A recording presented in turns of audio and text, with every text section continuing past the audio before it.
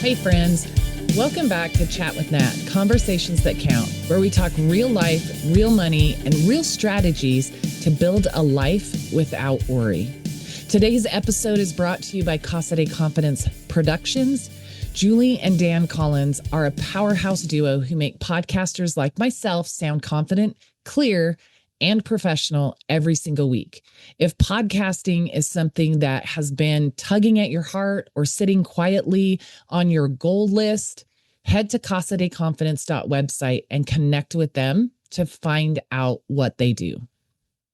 This week's episode is episode 4 in my series on the 5 F's of caretaking. And the 4th F is fitness. Y'all, how things impact us from a health perspective. And, you know, the first night my mom was in the hospital absolutely broke me. I was exhausted. I was emotionally wrecked. And I was forced to make a decision no daughter wants to make. I thought I could push through. I thought I could stay up all night if that's what it took, or I could sleep leaning over a chair in an emergency room bed. But that night taught me different. I can't always do everything. My body has limits, and it was absolutely done showing up, done negotiating, done participating that night. And I had to ask for help. And honestly, what a blessing, because I learned a ton of new ways that there is help available in all kinds of situations on the journey that I'm on with caretaking.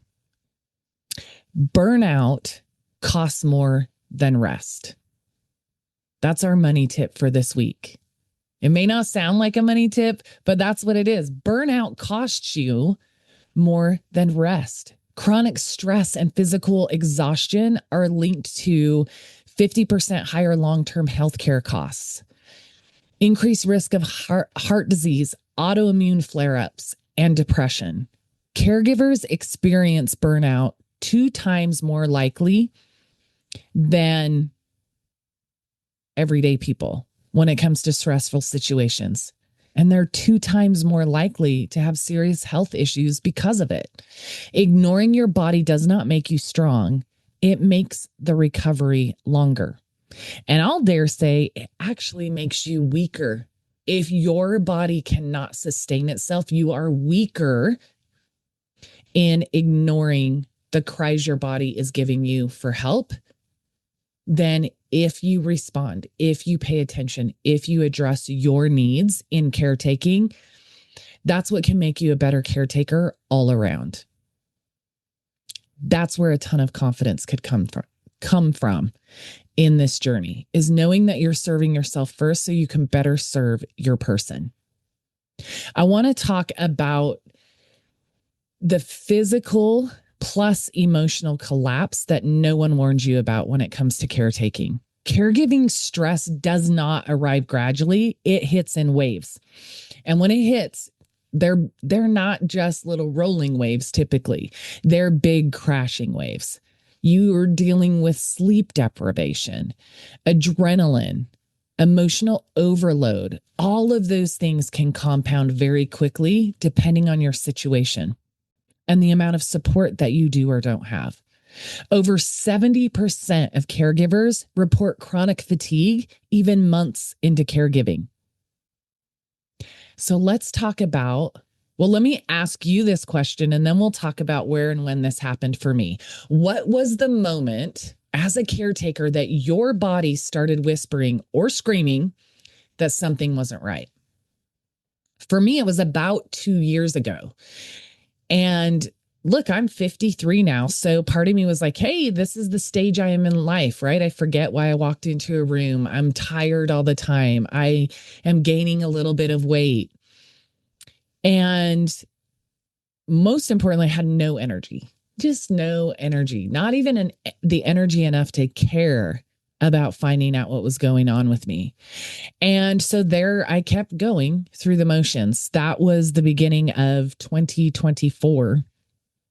And by September of 2024, I was falling apart from the inside out. I had put on a significant amount of weight. I was not prioritizing myself, taking care of myself, paying attention to if I was drinking enough water, eating right, any of the things. My body ached all the time. I slept horribly. And I woke up one day and realized if I don't do something and soon, I will not have anything as a caretaker for my parents. If I don't fill my own cup, if I don't address the issues within myself, if I don't prioritize myself, I am not going to be able to prioritize them. I am not going to be able to show up for them at all. And so for me, that started a health journey. And I've shared it on previous episodes. But I started a health journey of eating right, making sure I was taking in enough water. I chose to do GLP-1s for a period of time and help myself start moving consistently in a direction. And my goal was to always wean my goal all along was to wean myself off of those after a few months. And it was about 9 months before I started weaning myself off. But the difference that made, the other thing I did coming into 2025 is I was like, all right, we're making some time for us, girl. We need some self-care. I go out to lunch or a movie, something simple, something small with a friend a couple times a month, different friends, different activities. I push myself to get out of the house because it would be so easy not to. I caretake for my parents full-time who live with me, and I have my own business, which I build from home. So it would be easy for me to not leave the house. And yet I know I need to. I need the fresh air. I need the interaction. I need something to just take me away from this having to be my priority all the time. And as I've done that over this last year, what a difference has it made. My health has completely shifted. My mindset has completely shifted. My ability to show up and find patience in difficult situations has grown hand over fist because I'm serving myself first. And so the fitness side of this, being healthy, like be selfish in that area so that you can better be unselfish in serving the people that you're caring for. Now, I touched at the beginning of this episode on asking for help at the hospital. And y'all, I was fighting. I am stubborn. I am independent. I have always figured it out my whole life. And I was determined that I needed to be there for my mom. I needed to be showing up with her. I needed to walk that journey with her. And she was having an extremely difficult time. And I felt like anything other than that meant I was failing at showing up for her. See, asking for help as a caretaker, especially for high achievers, feels like failure. Feels like letting your person down, letting yourself down. And caregivers, we are conditioned to minimize our own needs, to put them on the back burner.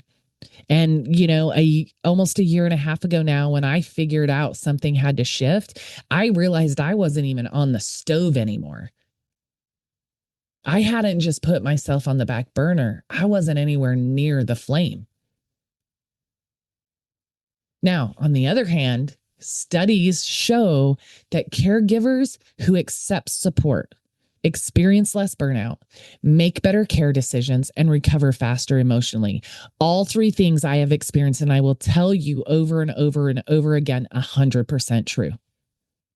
I am less burned out when I allow myself to step outside the home, away from the responsibility. Sometimes it's an hour, sometimes it's 3 or 4 hours. But I have to step away so that my cup can get refilled and I can step back in even better. Making better care decisions when my mom was in the hospital, y'all, it slowed down the hands-on care so I could really think about what do I want and what would my mom want, and not just listen to what everybody was telling me. And I feel like I made better decisions. I advocated better for my mom. I learned so many lessons in that very difficult week that I am fully leaning into now using my voice, sharing my story so that caretakers know they're not alone. People walking through this see, oh my gosh, they can see themselves in my story, because I have been so blessed to be able to see myself in the story of other caretakers that I follow, that I've met, that I've connected with over the last 3 or 4 years. And recovering faster emotionally, 100% true. If you are completely drained, like I was that first night in the hospital, I was an emotional wreck. If you know my niece, she'd tell you for sure, because she's the one who got the phone call. She's a nurse and she was on shift. We were messaging through Instagram back and forth on how grandma was doing, what kind of medications, what things we were going through, because she could understand them and help me understand them. And she deals with patients like my mom from time to time. And so I knew she was on shifts, and I called her in a complete emotional breakdown. And you know what? I'm so glad I finally broke, because it forced me to let somebody else kind of walk me through it. It's not like we were on the phone for hours, but she kind of walked me through it, clarified some things, and just gave me space to be that vulnerable without feeling like a failure, and even confirmed for me that I wasn't a failure just because I was struggling. This is hard. It is hard. If you are a caretaker of any kind, in any way, shape, or form, it is hard. Taking care of your kids is hard when they're healthy. They're young, they're emotional, there's a lot going on. It's hard. And taking care of a loved one that's an adult is hard. I have said so many times, and I will continue to say, it's like I have a 2 to 3 year old again, right? When your kids get to the point, if you've had kids, they get to the point where they start thinking more independently, and they're able to physically do more for themselves. And yet they're still small enough, and you can negotiate in ways with them and things to accomplish what you need to accomplish with them. It is like having that again, but with a full grown adult who doesn't understand what's happening. And man, the ability I have learned in the last couple months to recover emotionally, because I step away. My back patio, I will go out there and just take a few deep breaths. Knowing that by doing that, I'm going to be able to step back into the room a little bit better. I'll hand mom off. I'll be like, hey, babe, to my boyfriend, Chris, can you sit in the room with mom for a few minutes? Or, hey, dad, I need you to focus on what's going on with mom right now so I can step away for a few minutes. It's so important. It is so important. That night that I asked for help at the hospital, asking for that help was not me being weak. It was literally self-preservation. And it's taught me a million lessons. And so if you're there, please ask for help. Please, I don't know many people who are more stubborn and independent than me. And so if that is you, let go. Let go. Because it's going to allow you to hold on even better as you move forward. And speaking of letting go, let go of the guilt around resting. Rest is not quitting. Pausing is not abandoning. You cannot pour from an empty cup or an empty body. You cannot show up for somebody else if you are unable to function yourself. 60% of caregivers feel guilty taking time for themselves. I still do. When I leave the house, I am like, oh my gosh, is mom going to be okay? Okay, here's the meds. Even to my dad, who knows the routine, even to my boyfriend, is she going to be okay? Are they going to remember to give her her meds? Is she going to, get confused and have one of her combative episodes while I'm gone? It's hard to fully disengage. And yet I keep attempting to. And sometimes I'm more successful than others. When I go to a movie, honestly, that helps because I'm focusing on a different story. I can't think about what's at home, or go with a friend who knows me really well and we can engage in conversation about other things. Here's the other thing. If your person has good doctors, good home health care, good hospice care, whatever it is, those people should be suggesting to you, they should be medically advising you to show up for yourself, to not let yourself go. And if they're not, then in all honesty, I would maybe look for a new provider. And I say that because the way that the people who have taken care of my mom, her doctors, the home health and everything, they're constantly asking, how are you? What are you doing for yourself? How are you managing this? Because they realize to best treat my mom, they have to make sure I'm as whole as possible. That makes their job easier. And they also know it's going to make my job as the hands-on caretaker easier as well. Rest is not indulgence. It's strategic. I want you guys to just sit with that and think about that if resting as a caretaker is something that you struggle with. And in all honesty, we have to protect our bodies. Our bodies are our transportation system. They're our decision maker, our emotional regulator. Caring for them must be a priority. Fitness and caregiving doesn't mean perfect workouts, meal plans, aesthetics. You always look good. Y'all, come on. I get on here, my hair's done, my makeup's done. But you know what? Sometimes this doesn't happen till 2:00 in the afternoon. Sometimes if I don't have on-camera appointments that day, it doesn't happen at all. I'm lucky to get a shower and put on some clean clothes and show up for my mom some days. It is what it is. So it's not about perfection. It's about taking care of you, whatever that looks like that day, that moment, that hour. Right? So don't focus so much on trying to look like the perfect caregiver, because you know what? You can show up that way. I know better. Any caretaker knows better. And so I try, when people ask me, how are you doing? How is your mom doing? I don't try to sugarcoat it. I mean, I don't go down a rabbit hole, but I'll tell them if it's a tough day, because that's my reality. If they truly care about me and are asking about me and my mom, then they want to know what's really going on.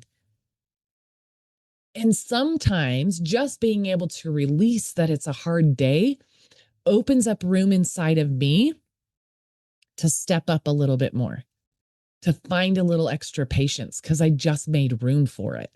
I released the fact that it's a hard day. I admitted it to the universe, to the world, to a friend, to a business partner, to a family member. And suddenly there's a weight lifted off my shoulder because of it. So no, fitness and caregiving is not perfection. What it is sleeping when you can. That is not something I'm perfect at. I have adjusted my sleep routines a bit. What I need to work on is getting back to like when you have that new baby, the mamas out there, especially, that are the ones getting up. And don't get me wrong, dads, if you're listening, there are some dads that tag team like crazy for those middle of the night feedings and diaper changes and things like that. So let me just say this. For those of you who had children who were caretaking through the night, the first few months that were hard, you learned to sleep when the baby slept. Sleep when your person sleeps. So I'm working on building my schedule around kind of the new routines and timeframes of some things for my mom, where I can work in a power nap here and there. Or just, even if I don't fall asleep, just sit back while she's resting and close my eyes and just breathe. It means eating enough, moving gently, don't overdo it, but moving to strengthen your body so you can better support your person. That is something, man, with my mom, we're going through right now. So her significant decline recently isn't just mental. It is very much physical as well. And we're leaning on the wheelchair more. We've pretty much abandoned the walker because she's beyond really remembering to utilize it right, which means it can become more of a hazard than a help. But there are times that she refuses the wheelchair. And again, the walker, even with me assisting her with it, it's more of a hazard than it is for help. And so learning to navigate around helping mom still be a little bit mobile where she can and when she wants to be versus utilizing the tools that we have. Okay. But there are times that all of her weight is on me, even if it's just getting her out of a chair to put her in her wheelchair. And I am constantly reminded that I've got to continuously work on strengthening my body so I can manage that and also find tools that can help me. For example, we just ordered 2 of those standing recliners for my parents. They have massagers in them, they have heaters in them, and they will help them stand. Now, my dad is more able-bodied than my mom, but he's 84. He's still like trying to get the momentum to get out of the couch sometimes. And I love him to death. We kind of chuckle about it. And he's like, it is what it is. Well, you know what? We just ordered 2 of those recliners for both of them. I've got to move the love seat they sit in all the time anyway. Might as well put 2 rockers there together. So I'm super excited about that. Last night, my mom got up in the middle of the night. I woke up this morning. She didn't wake up my dad. I got up and I could hear her fussing verbally. And she was in the living room. I didn't know how she got there. I didn't know how long she'd been there. And so now we're ordering a bed alarm to help us keep track. It's like you learn as you go, y'all. My mom could have fallen, and thank you, Lord, that she didn't. But you learn as you go and you respond and you get the tools and things that you need. But go easy on yourself, but make sure that you stay strong because it's going to be important in caretaking. And then slow down. When it comes to your fitness, you cannot overdo it to the point that you can't show up, right? Like an injury, or just over hyper focused. I don't know if that really makes sense, but go easy. Go like you've got to do the work to stay strong, to stay healthy, to move well, to eat well, to sleep well. And you have to know when to slow down, to stop, to adjust. Some days I get 2 or 3 great workouts in. Some days I get 4 or 5 mediocre workouts in. It's about doing the work so you can sustain yourself without killing yourself in the process. That's the short version of everything I just said. And I want you guys to think about what are the signs that you are ignoring your limits? Constant exhaustion, even after rest. All of these were screaming at me 2 years ago for that 9-month period where I was trying to pretend somehow I could come out of it on my own. Something was going to shift or change, and I was doing nothing to make it happen. It's just going to magically work. It doesn't magically work. If you are constantly exhausted, even after you've slept all night, even after you've taken a nap, you need to look for ways to give yourself more breaks. Brain fog, emotional numbness. Who is that one? Like connecting emotionally. I've talked in episodes before that for me, with this whole process, I went into business mode with even the process of moving my parents here, taking care of what needs to be taken care of, and completely separating the emotion. And for me, that comes very easy from a lot of things that have happened in my life, but it is not healthy. It's not healthy. It's going to keep you from asking for help. It's going to keep you from telling people that you're struggling. Irritability or tears out of nowhere. That's a big one. You're reacting more extremely, either in frustration or breakdown of your emotions, the crying. You're not creating room for balance or restoration for yourself. And then getting sick more often. If you're pushing yourself to the limit, I already said it, you're not going to be able to show up for your person. And then if you're sick and you're still trying to caretake for them, they're potentially going to get sick. and then feeling resentful and ashamed about it. Hello, amen. I feel this on the regular. Not so much resentful at my mom, but that what will happen for me is it's a hard moment and I'm doing all the things right. And this time it's just not working. So my frustration builds and builds and builds. And then I'm like, why can't you just help me? Or you need to take your pills, or I'm just trying to push too hard and I'm not allowing myself to walk away and reset and try again in a little while. I'm getting better at it, but I have my moments and my irritability climbs and climbs and climbs. And then I react frustrated, or I just storm off. And then I sit there on my patio, taking some deep breaths, beating myself up for it, feeling guilty, feeling ashamed that I didn't handle a situation better. Y'all, we are not perfect.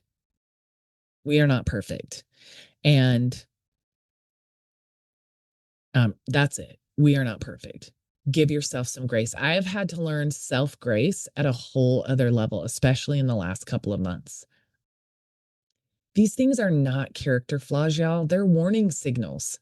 And I'm learning how to tell that my irritability or my emotional side is filling up.